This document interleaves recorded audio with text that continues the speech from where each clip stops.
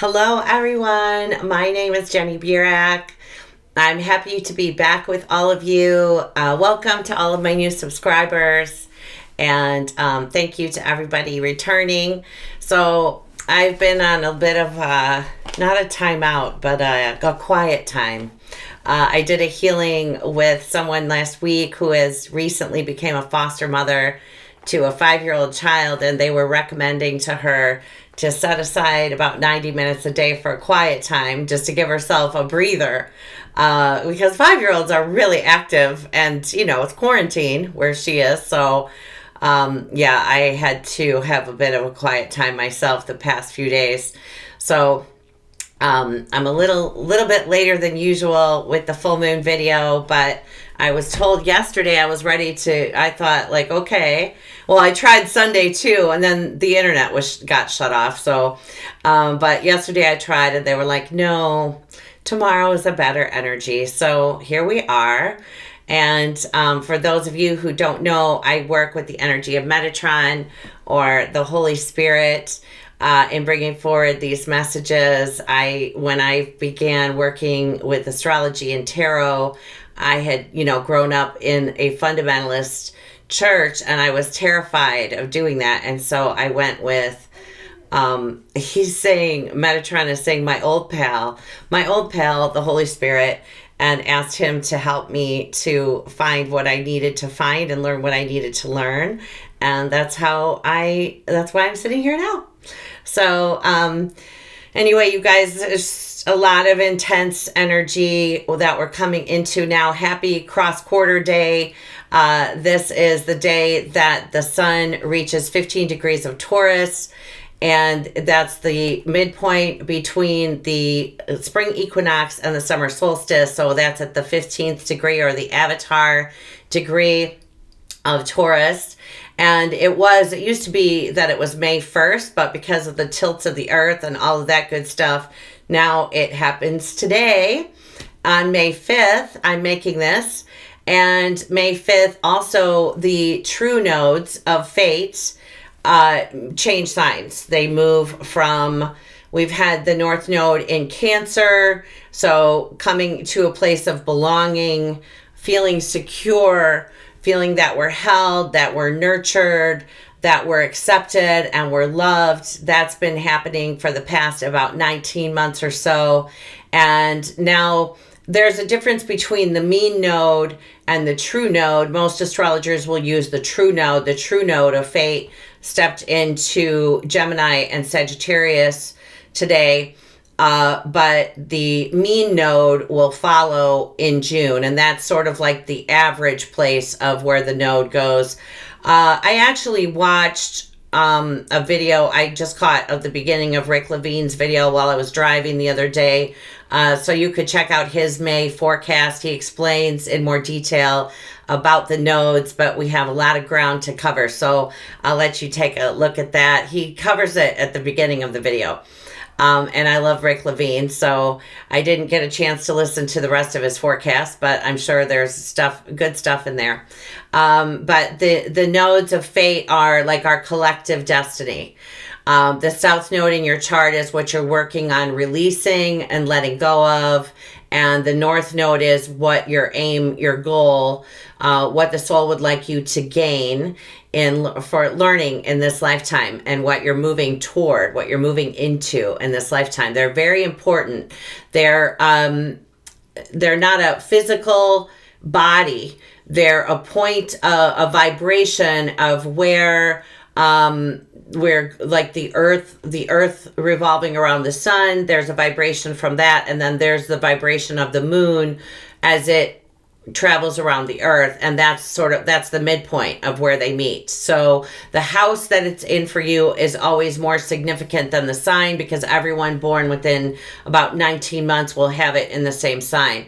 But this will continue then to the nodes will be there until January of 2022.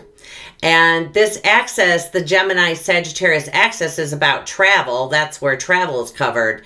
And the South Node is in Jupiter's sign of Sagittarius, which deals with foreign countries. And so obviously we know that that's going to be limited borders. We've been having that for quite a while, actually, with people not wanting, or not allowing, not being happy about immigration going on, but now obviously for health reasons, precautions that we're taking, not allowing foreign travel to take place. But Gemini is the twins. That's the mortal self and the immortal self. So, and who we're listening to, who rules our thinking.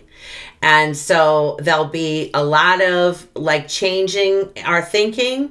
Are we hearing from the highest possible vibration?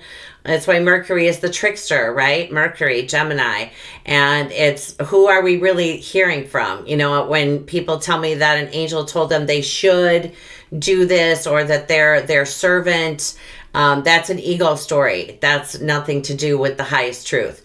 And yes, everyone has their truth, but there is the Creator's highest truth, the highest truth that there is. And I've noticed a lot in readings lately that, when I've had work done on me, that I've said to people, go higher, because there's something else to learn. As we go higher, we get into new realms of truth, and we always want to be coming from the place of the Creator's highest truth. So yeah, that we'll be talking about that more as I do the video for Metatron, the expression of God, tying that together with this nodal shift. I'll be doing that coming up in the next couple of weeks, unless there's a change. But the last thing I heard was that it would be within the next few weeks or so. So we're coming into, and you can feel it today already, the moon in Scorpio in a trine to Neptune in Pisces. So the moon in Scorpio, a Scorpio moon that's the moon's least favorite place to be.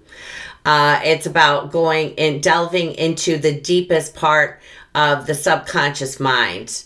The programs Metatron's talking about that are locked away in the deepest part of our psyche, that are our stumbling blocks, that are where we have resistance, where there's a lot of fear, where we believe that we're unworthy, where our power, our stature has been compromised. And so this is and water, Scorpio is fixed water. It's like the swamp.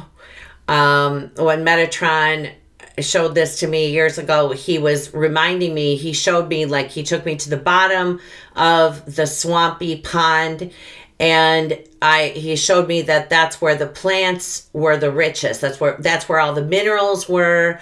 That's where the soil, that's at the bottom of that fixed water, the sediment there is where there's a lot of richness and life.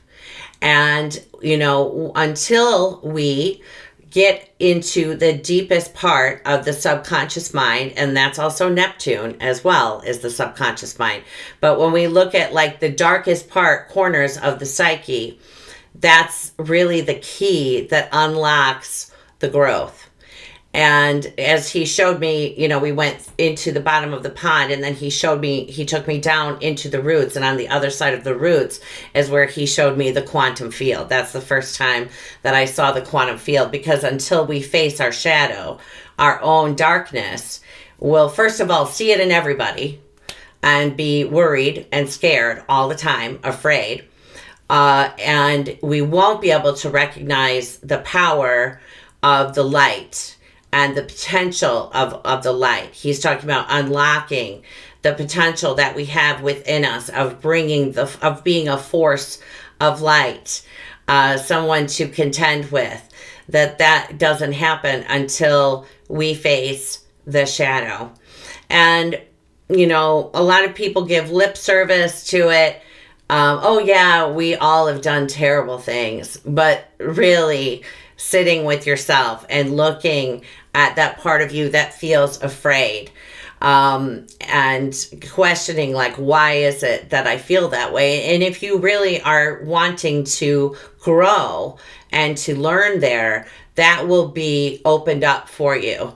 The information will be, he's saying, made available to you in a gentle manner. Meaning that, you won't have anybody come up and trigger you so that you finally get to it, but you can just have that come to you as a thought when you're in meditation or in dream time. Something will surface up.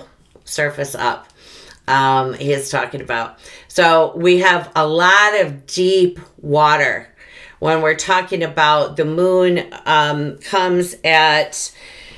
It's on the 7th of May, so it's happening at 11:45 a.m. in London, 8:45 p.m. in Sydney, and 5:45 a.m. Central Time in the United States. And, it's at 17 degrees and change of Scorpio. So it's sitting between Zubin Ishmaeli and Zubin al-Ganubi. It's the scales, the Libran scales. That constellation used to be the Libra constellation they used to include in Scorpio. But now we see it as the scales and the balance of the light and the dark. And it's falling just between them. Now, Neptune, that is in the trine, the trine is perfected at Zubin Ishmaeli, which is the 1111 gateway that happens at 19 degrees of Scorpio. By the way, all gateways are astrological, stargates. And so Zubin Ishmaeli and Serpentis make up that 1111 energy where it can either go really well or really bad. And it's sort of a toss-up. Of course, to the divine, everything is always perfect. I mean, to us, of course, we recognize that everything is always perfect and working in our favor. Nothing is working against us. But if we were, say, caught in 3D thinking, we may say that was a bad thing. But, it's always the dark and the light are working together congruently. The darkness is always pushing us to the light. Okay? And when we're talking about, what happens in the dark corners of our mind, that's just a story that it will be a story that everyone who is a human being, this is just a collective humanity mindset, that we are separate from God. That at some time during your incarnations, you did something that deserved, he's talking about the punishment of exclusion. That you did something that would separate you, that was unforgivable, that is separating you from the Creator. Everybody has that story. And a lot of times, people, even in the people who do this work, will hold back from saying that they're a part of God. Because there's an aspect of them that believes that they could be punished for saying that's heresy because they've done something. There was some infringement made, he's saying, that caused them to believe that they could no longer make it back to being in harmonious alignment with the Creator. And everybody has got that story. I have to say, in these past 3-4 weeks, typically in sessions with me, in the first session, we go through the entire chart and we pull out a whole bunch of stories that are holding you back and do a lot of healing with that. And then in the follow-up sessions, it's sort of the refining of that healing and going at and looking. And Metatron is always guiding us, the Creator's energy with Metatron guiding us to exactly what it would be that's most beneficial. It takes a long time to get to when we look at our own shadow, things that need to, have surfaced up in some way that are not so easy to look at. And they always do it in such a gentle way. It always amazes me because a lot of times, I look at the chart and I see it immediately, but I allow them to guide us to when that happens. It's sometimes in the last session with me if someone's had a package booked. But I've had one of you, just your second appointment. That just tells me that you're hardcore, that you're rock star material. When they're taking you to look at that kind of stuff so early with me, and a lot of you have been doing that with me. So kudos to all of you who are brave enough and wise enough, and he's saying gentle enough with yourselves to take it in stride and to understand that we've all been in those places. It's just that not everyone is ready to face it, is strong enough to face it. And so, that's always amazing to me that people are able to do that, and they respond right away with that they understand that, when we've played the light, we've also simultaneously most times played the dark. So now I didn't plan on talking about this, but I'm going to just talk about something that happened with me years ago in a healing session.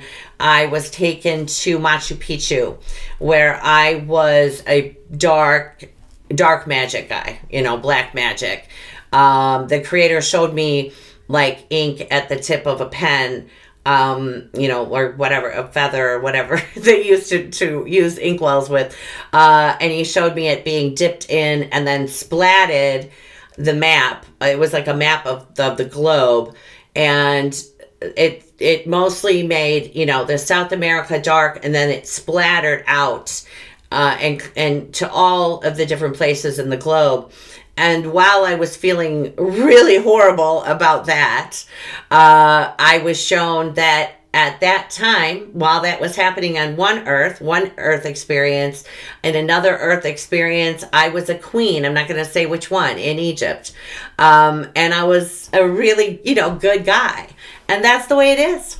And it's only the ego, the human ego and the human perspective that keeps us stuck in that feeling of judgment against ourselves.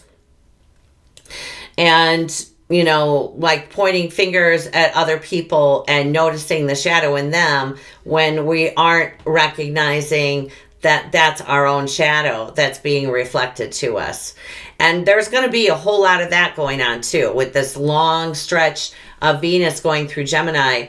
But, I just want to say, like, when you've had those healings where you've dealt with, times that you were victimized, it's really important for us, if we're serious about doing the work, to then look at the other side of the story when we victimize people. It's not so easy to do, but it's important, and it brings our power back. Because when we're in victimhood and we're blaming other people that did something to us, we're not recognizing that, we're a powerful soul. We chose our own path.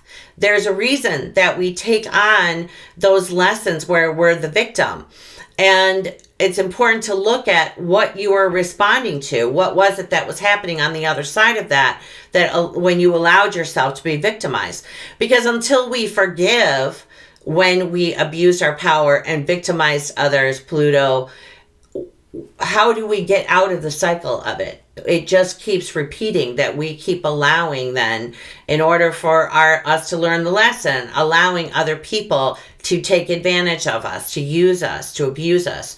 It's always showing us something that we're trying to bring that into balance. And forgiveness is the only way that gets released. I always tell my clients, we don't hold a grudge against ourselves for the times that we were martyred. We hold a grudge against ourselves for when we were the ones throwing the stones, and so it's going to be coming up now during this. Pluto has just moved retrograde, and he will remain retrograde. He went retrograde on April 25th. He will remain retrograde until October 4th. So just before we move into Scorpio season. That's good. Anyway, and we're all going to be going through this process of, evaluating the shadow, the psychological evaluation. Remember, I need to take a sip of water. Hang on. Remember that right now, and for his retrograde, for the most part, No, I think pretty much the retrograde.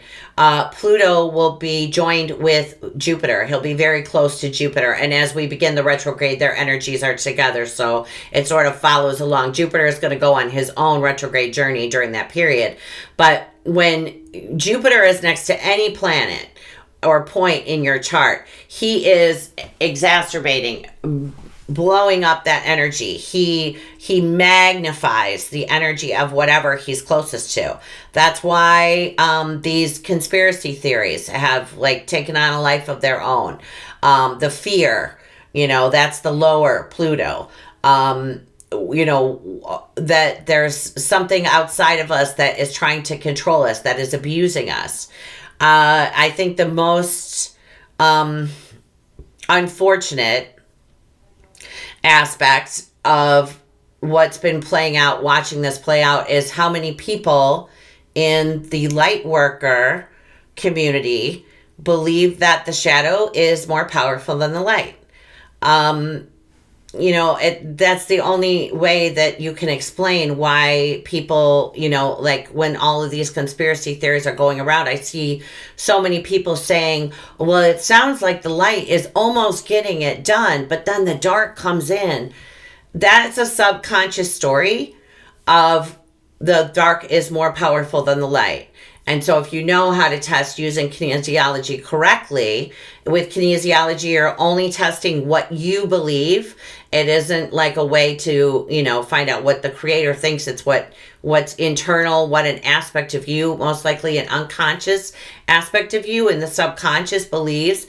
And that is because a lot of times when we were in a powerful position, we were dark. Because just like I was talking about the healing at Machu Picchu, I started out doing a lot of healings right off the bat for humanity. I didn't know that at the time, but one of the healings that I did was Caesar. And when I went into Caesar, immediately I was like, wow, like this guy is amazing. The power that he had. And it came from, he was like very magnanimous. Like he just was like such a swell guy. Like he just wanted to hang out with them all day. And then I sat with that and I went a little deeper. And I realized that feeling, that the reason that persona was there is it came from a need to be in power, to have all the power, to rule the world. And when I went into like where that began, it was as the Anunnaki. It was a military leader. All of a sudden I was on top of a big horse. I wasn't a human being anymore. And yeah, that's where, the training came from for those of us that had the experience of Caesar. And it didn't come from a place of light. However, if Caesar had not, enslaved the world, conquered the world would not have been brought all together for the story of Christianity, the story of Jesus the Christ to spread throughout humanity. That needed to happen first. And that's what I mean, that the dark is always serving the light. We have no reason to be afraid. When you walk into a dark room and you flip on a light switch, the dark disappears. That's showing us every time that happens, that the light outshines the darkness. It overpowers the darkness, that nothing can defeat, he's saying, the force of light, and that we are all a part of that force of light. And he's talking about now during this period that, Venus is spending an extended period of time in Gemini. She's going to be traveling like above or below, I can't remember, Orion. And so we're going to do, Orion's belt. And we're going to, he's like Orion, the constellation. He's got the lion. He's conquered the lion. So like the lower ego part of Leo. And he's recognized his power. Our power, the reason that we don't want to take full claiming our power is because most of the time that we were powerful was in a capacity where we showed that we were powerful by dominating others. You know, Caesar enslaved the world. That's just one example, but, you know, there's a lot of examples that we could cite about, you know, when someone showed that they were powerful by taking advantage of those less powerful. And so a lot of times we hold back from coming into that fullness of power, Pluto, because we're afraid that if we take back our power, if we claim, he's saying, our power, the innate power within us of the light, that there's a part of us in the subconscious that thinks that then we may abuse that power. So it's really just about, you know, reprogramming ourselves, that the power comes from the light, that the most powerful force that there is the frequency of the Creator's pure unconditional love that's responsible for everything that is created, including the dark. That it all begins at the light, in the light, with the light.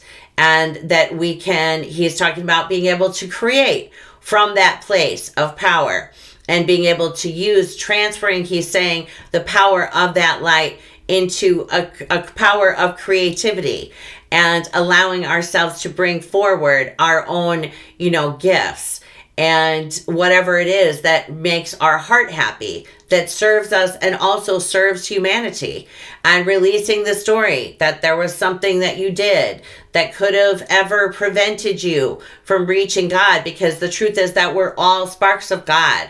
You're a consciousness of the universe having a human experience. You are a drop of the Creator's pure unconditional love, a spark of God, having with your own unique perspective, he's saying, and using this Venus and Gemini transit also to recognize that others' opinions warrant being paid attention to, listened to. Doesn't mean that we have to agree with them, but just understanding where people come from.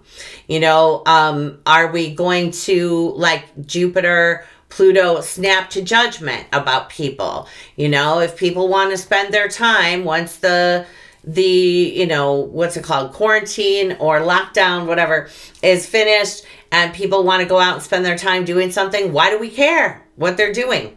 Who cares? People are having a good time. Let them do, as long as they're not bothering you or anyone else, you know, leaving everyone to, he's saying, to each his own. To each his own. That's really the Creator stance on everything too. You know, of course the angels want us to take care of ourselves, but no one's up there wagging their finger. That's a human construct of the angels. That's not the true, pure, unconditional love aspects of the angels. They never say, like, you should do this or better not do that. They might, like, you know, Metatron has said things to me like, it would behoove you to blah, blah, blah. So that it doesn't sound like I'm being told what to do. But, you know, he's saying it's always with our own free will, that our free will is what makes us unique and protects us, like that that our free will is protected. No one's ever going to be able to usurp our free will, you know, privilege, is what he's saying. And he also wanted me to mention, with the Saturn in Aquarius energy, Saturn is stationary at the time of the full moon, maybe is right now. If not, he's slow enough that it's, you know, close enough to be stationary. Remember that Saturn or any planet, when it's stationary, that the vibration of that planet is very loud. You feel that much more strongly when it's, you know, stationary than when it's moving forward or moving back. It gets our attention. And so he was talking about that people may be falling prey to the story that they're running out of time, that they feel like they need to hurry up because you know, Saturn rules time. So we may just be, it may sort of exacerbate the feeling of being quarantined and being in lockdown, being restricted. You know, we see that playing out. We're having our Pluto return in the United States. I'm not going to talk about that too much. But, you know, it's not pretty what's happening here. And, you know, that part of it is this energy that people feel like there's an iron fist over them forcing them to do something that they don't want to do.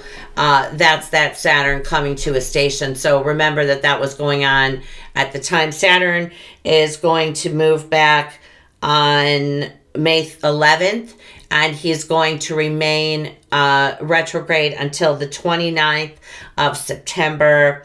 I want to mention too that May 14th, then Jupiter moves back until September 13th, and on May 13th, Venus moves back until June 25th. And, you know, this is like a perfect way to, like, again, talk about retrogrades and what, you know, the do's and the don'ts of retrogrades. Remember that we all worldwide went into quarantine, stopped. You know, I mean, I'm still working. A lot of us are still working, but there isn't like a lot of progress being made.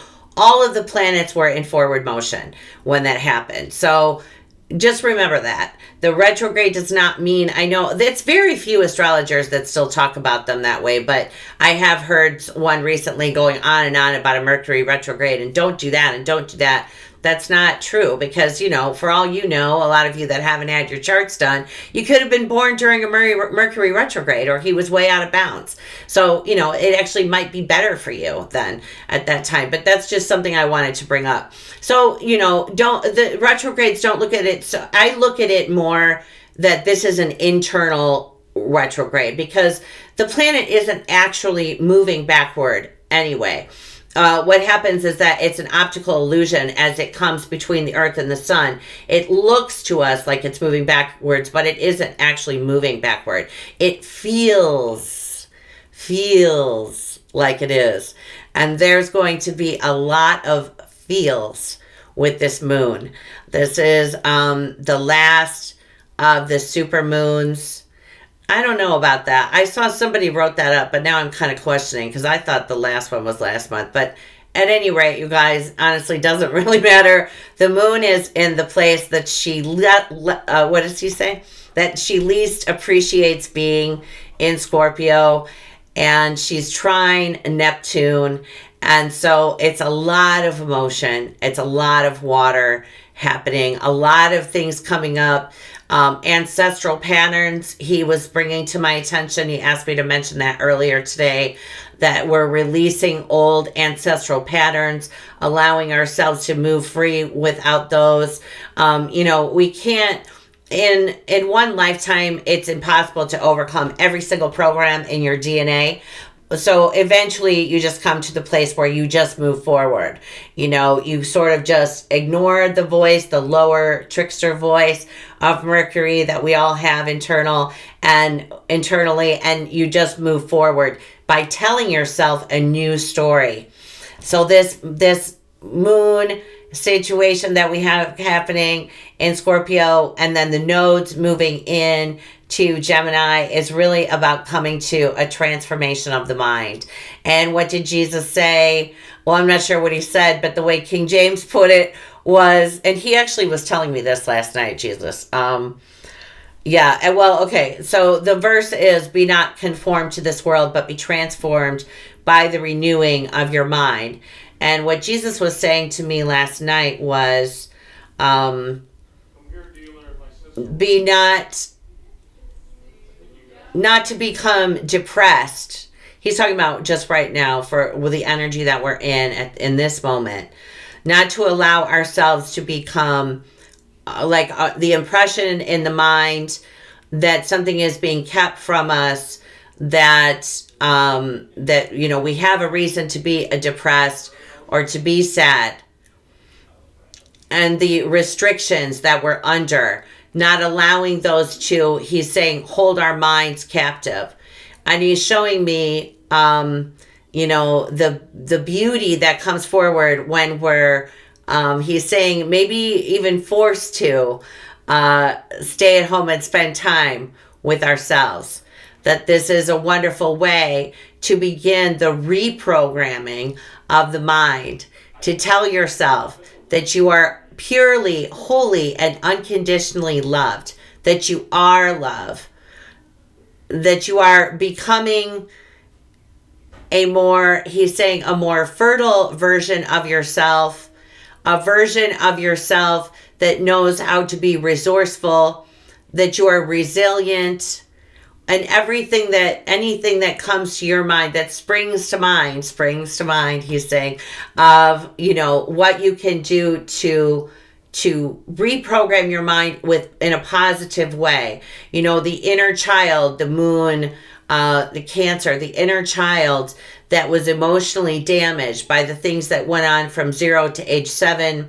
All of us have those stories. Those are soul choices, because we are, literally, we're kind of at the mercy of whoever it is that's taking care of us, and forgiving ourselves that we took on such harsh lessons, he's saying, and now reprogramming ourselves in a kinder way, in a way that he's talking about edifies us, builds us up, makes our vibration stronger, that allows us to stand confidently in who it is that we are, and he's showing me like just letting those old programs fall away, and forgiving yourself for taking on the lesson, and then forgiving the people who were in charge, that we had those soul agreements with for whatever reason.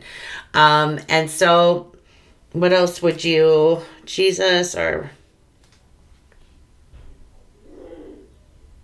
Okay. He's talking about to not allowing ourselves to be manipulated by fear tactics, scare tactics, is what he's saying. I after I did the video with Nostradamus, and I wanted to touch on that. I always go through the highest vibration of pure love. And when you do that, it's always tricky to channel people, when people have passed over. It's, and people that are still here, because it's really not easy to do that without ego being involved. That's why I just don't watch people channelings. And I always said, like, I'll never, but of course I did. And when I did that with Nostradamus, I didn't check in on like how it would be affecting us and what it felt like from our perspective. Sort of just had like that very uplifting perspective, like, oh, this is going to be easy. But and I looked at the chart for the Spanish flu, and remember at the time it had probably been going on for quite a while before the first case was diagnosed in Haskell, Nebraska, on April 5th of 1918. So I looked at that chart, but Eris and Pluto, the Eris-Pluto square that we're going on right now, was in effect then as well, and that went on for about 3 years, and that's probably what we're looking at with this, about 2.5, 3 years, until the dust is completely settled. It could be longer, because as I said that, then I saw 6 years, but you know how they are with the timing. Just wanted to let you know that. And then I had an email from one of you, Matteo, thank you so much, who lives in the UK and is from Italy and traveled to Italy some months ago, and he saw that same energy that I talked about being in my aura. I wanted to describe too that when it went around my aura, it went like around, and so the snout part was coming down, and then the layers of what I thought was kind of like bird-like. When I saw then a couple of weeks ago, I saw a pangolin. That's what it was. It looked like that bird that they had for the plague. One of you pointed that out. It looked like the two of them combined, like a pangolin and that combined. But I was told a couple of weeks ago that some in our government of the United States may try to join his base in saying that this was something that was manufactured. And then I was shown that between the United States and China, there's so much going on that did not start with this administration. I want to say a couple of things, but mainly there was a whole lot going on prior to this administration, like from, for a while, for a long time ago, moving up till now. So there's a lot of things happening that they did not tell me what they were, but I could just see the ties going back and forth, and they weren't happy ties. I also want to touch on the twin flame scenario. So, what happens when there's opportunities that come up is that we set a timetable and we come up with a plan, and we're sort of now letting the plans go that we had and rewriting the plans. And so telepathically right now, there's a lot going on with the twin flame, with twin flame unions, like coming into physical union. There's still a lot of things being worked out as far as timing and like the logistics of it, but you may feel like if any of you know that you are on that journey and you feel that there's been some sort of a loss, then most likely you're just wrapping up a scenario that didn't, it wasn't the right timing for, and you're moving into a new timing. Now, for everybody who believes that they know who the person is on the planet, I just encourage you to be open to the idea that vibration could show up in a completely different person, and still be the right age and all that kind of stuff, and to let go of who you think it is, because otherwise you could be blocking, so I personally, I don't believe that if it's meant to happen, anything can block it, but it may be blocking the heart space from being able to connect fully, because there's, we're caught up in a person, in an identity that isn't necessarily true anymore. And so he wanted me to bring that up. And then, I was going to do a video, a twin flame reading coming up, because there's just been a lot of things coming up about that. But I wanted to really, talk about the shadow and the fact that when we're afraid to go within, it's because there's a story that you effed up so monumentally that you can't possibly be one with God. It's an ego story. It's a shadow story, illusion. It's not the truth. It's not the truth. So really, like, reaching for the higher story that you can begin to tell yourself now, fortifying your energy, as what they're saying. I have so many. I have Michael, Rafael, Jesus, Zadkiel, Metatron, Sandalphon, Mary. There's so many of them around me right now. It was really hard for me to make this video because of the subject matter. I like to be like so, uplifting and encouraging, and I'm not, not being encouraging. It's just that this is a really emotional time. And, the shadow he's saying it's fierce. But it also, he's saying it's fierce in a way that, like he always says, it's got a very loud bark. It's the illusion. It's just the illusion. And if people, that I know like an entire healing modality that I was really involved with seems to have succumbed to a conspiracy theory that says that the dark is stronger than the light. And it bothers me. I'm a person. So what can I say? It bothers me. And if people are in that space, just have grace for them. Let's really be careful with judging. When we judge anyone, including a celebrity or a billionaire, that comes right back to us. There's no other way that works. It's the law of attraction. What we put out comes back. You can't, put up 5,000 nasty posts about a political person and then be like, why is everyone picking on me?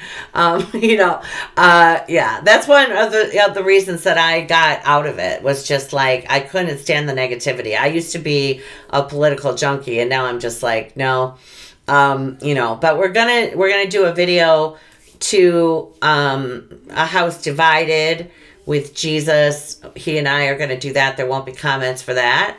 And we'll talk more about the Pluto return of the United States. But, the council spoke to losing our stature and our illusion of supremacy. And we're already losing it. And Pluto had it was only like less than 3 degrees from our Pluto when he started to move back. But they kissed. and that energy is already going.